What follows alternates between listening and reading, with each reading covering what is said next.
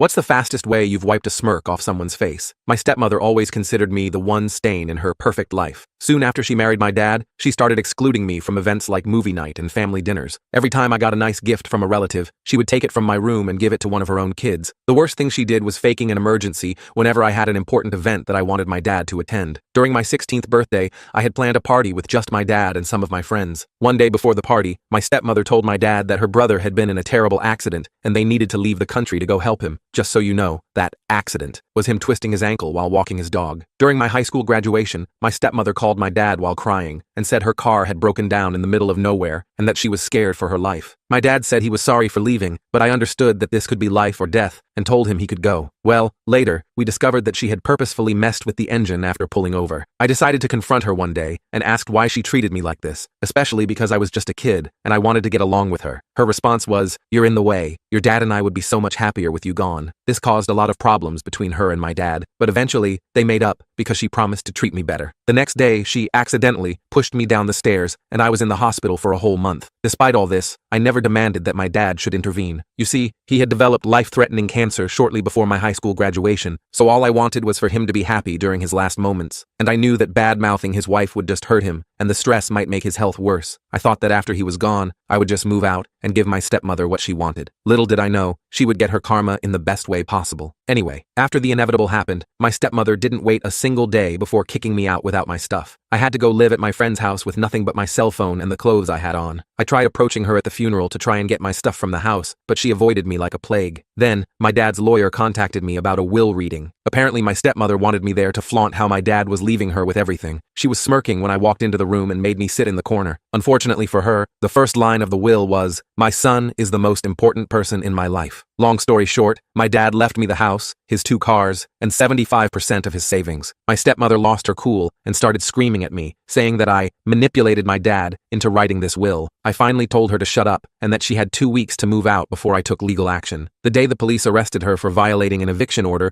was probably one of the best days of my life.